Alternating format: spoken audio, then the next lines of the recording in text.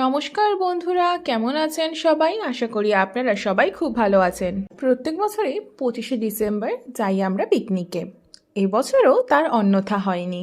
সকাল সকাল উঠেই বাড়ির সমস্ত কাজ সেরে রেডি হয়েই আমরা বেরিয়ে পড়লাম।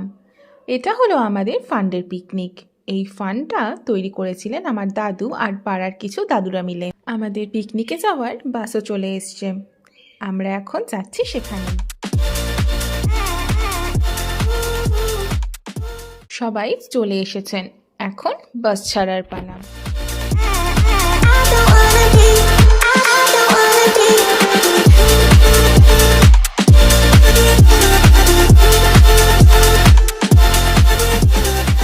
প্রায় 2.5 ঘন্টা পর আমরা পৌঁছলাম আমাদের পিকনিক স্পটে। আমাদের এবারের পিকনিক স্পট ছিল টাকির রূপসী বাংলা। বাবা তো আগের দিন রাতেই স্পটে পৌঁছে গেছিলেন, বাবার সাথে আরও 2জন আঙ্কেলও ছিল। এত ভোরে উঠে এতক্ষণ জার্নি করার পর সবারই খুব খিদে পেয়ে গেছিল, তাই দেরি না করেই সবাই একটু হাত মুখ ধুয়েই খেতে বসে গেছিলেন। ব্রেকফাস্টে ছিল গরম গরম লুচি আর আলুর দম। দিদা আবার একটু মুড়িও নিয়ে গেছিলেন। সকাল সকাল খালি পেটে তেলে ভাজা খেলে যদি গ্যাস অম্ল হয়, তাই একটু মুড়ি নিয়ে নিয়েছিলেন। সাথে কিন্তু রসগোল্লাও ছিল, আর ক্রিসমাস উপলক্ষে কেকও ছিল।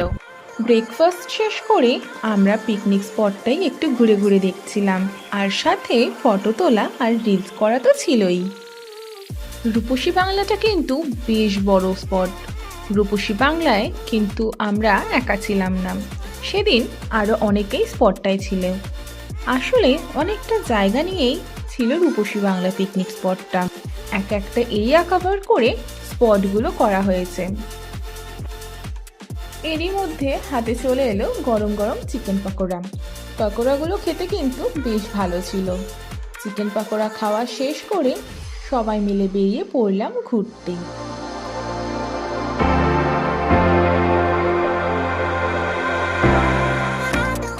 এই যে মন্দিরটি এখানে দেখতে পাচ্ছেন, এই মন্দিরটি এখানে জোড়া শিব মন্দির নামে পরিচিত।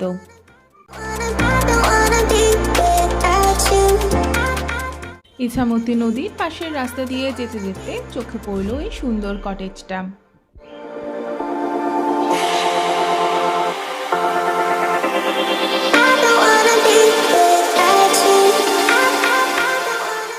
কটেজটা একটু ছাড়িয়ে আমরা পৌঁছে গেলাম প্রথমে জেনারেল শঙ্কর রায়চৌধুরীর বাড়ির সামনে। আর এই যে বাড়িটি দেখতে পাচ্ছেন এখানে বাংলা চলচ্চিত্র জগতের খুবই বিখ্যাত একটি সিনেমা গয়নার বাক্সে শুটিং হয়েছিল।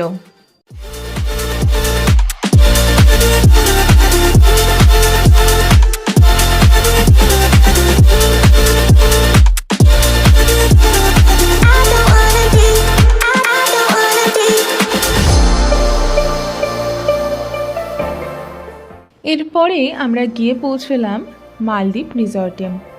বড়দিন হওয়ায় সেদিন কিন্তু বেশ ভিড় ছিল এখানের প্রবেশ মূল্য হলো মাত্র 20 টাকা। টিকিট কাউন্টার রয়েছে এন্ট্রান্সেই।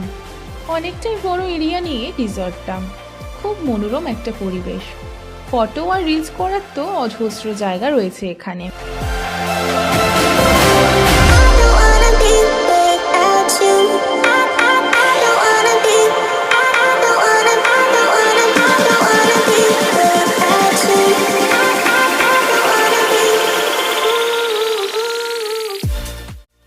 মাঝে বেশ বড় একটা ঝিল তৈরি করা হয়েছে, তার উপর দিয়ে ব্রিজ। পুরো জায়গাটাই বেশ ওয়েল মেইনটেইন আর খুব সুন্দর সাজানো।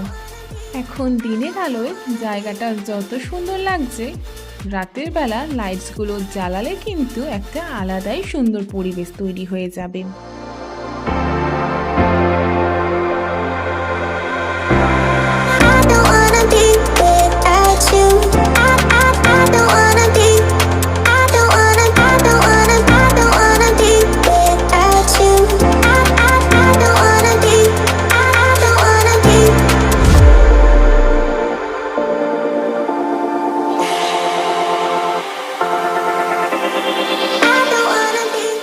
এখানে ছোট ছোট অনেক খেলনার দোকানও ছিল, আর সাইডে চলছিল নানা ধরনের অ্যাক্টিভিটিস, যেমন zip line, air cycling.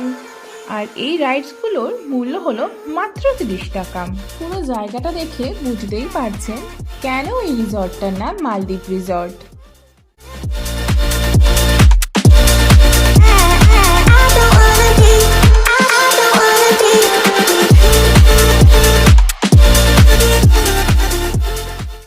Resort দেখে আমরা এবার রওনা দিলাম টাকির রাজবাড়ির দিকে।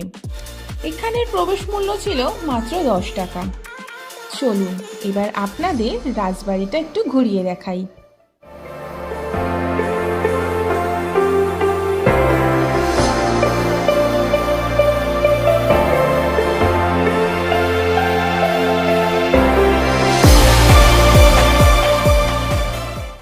সব দেখতে দেখতে বেলা অনেকটাই হয়ে গেছিল, তাই টাকির অনেক জায়গা দেখা বাকি থাকলেও আমাদের আর সেখানে যাওয়া হয়নি।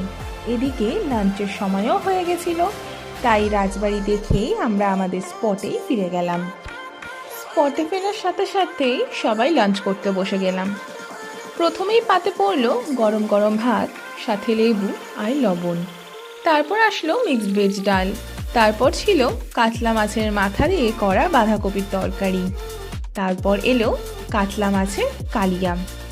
তারপর ছিল মাটন। যারা মাটন খাবে তাদের জন্য মাটন, আর যারা মাটন খাবেন না তাদের জন্য চিকেনের আয়োজন করা হয়েছিল। আমি যেহেতু মাটন প্রেমী, তাই আমি মাটনটাই নিয়েছিলাম। চাটনি পাঁপড় আর মিষ্টিও ছিল, কিন্তু আমি যেহেতু খাবো না তাই আর আমি ওগুলো নিয়েও নিই। শুধু ভিডিও করার জন্য খাবার নষ্ট করার কিন্তু কোনো মানে হয় না। আমি ঠিক যেটুকু খাই আমি ঠিক সেটুকুই খাবার নিই। প্রত্যেকটা রান্নাই হয়েছিল খুবই সুন্দর, তবে মাটনটা আরেকটু সিদ্ধ হলে ভালো হতো। লাঞ্চ সেরেই একটু রেস্ট নিয়ে আমরা চলে গেলাম স্টিমার রাইডের জন্য। এখানে 4টের পর স্টিমার রাইড বন্ধ হয়ে যায়, তাই খেয়ে দিয়ে উঠে যত তাড়াতাড়ি সম্ভব আমরা চলে গেলাম স্টিমার রাইডের জন্য। পার পারসন স্টিমার রাইডে 100 টাকা করে লেগেছিল। এত সুন্দর পরিবেশে স্টিমার রাইডটা কিন্তু বেশ দারুণ লাগছিল।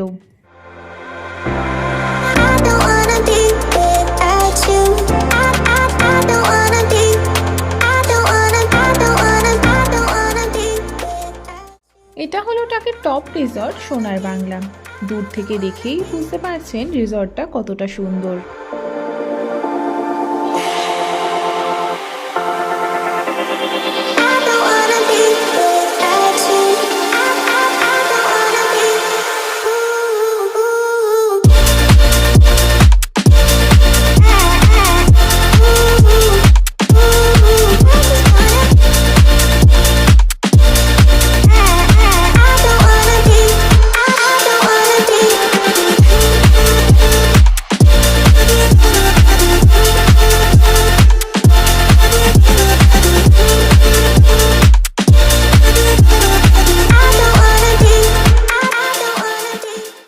আর নদীর ওই প্রান্তটা হলো বাংলাদেশ।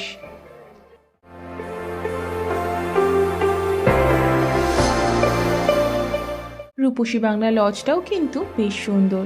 আপনারা চাইলে নিজের ব্যস্ত জীবন থেকে 1-2 দিনের ছুটি নিয়ে এখানে আসতেই পারেন। আমাদের এবছরের পিকনিকটাই কিন্তু বেশ মজা হয়েছে। বছরের এই তো একটা দিন আমাদের সবার সাথে দেখা হয়, তারপর তো আমরা যে যার মতো ব্যস্ত হয়ে যাই। এবার আমরা বাড়ি যাওয়ার জন্য রওনা দিলাম। দিনটা আমাদের বেশ ভালো কাটলো। এবছর বড়দিনে বেশ পজিটিভ এনার্জি পেলাম।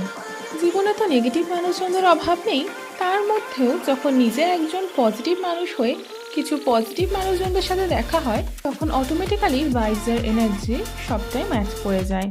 যাই হোক না কেন, জীবনে পজিটিভ থাকাটা কিন্তু খুবই দরকার।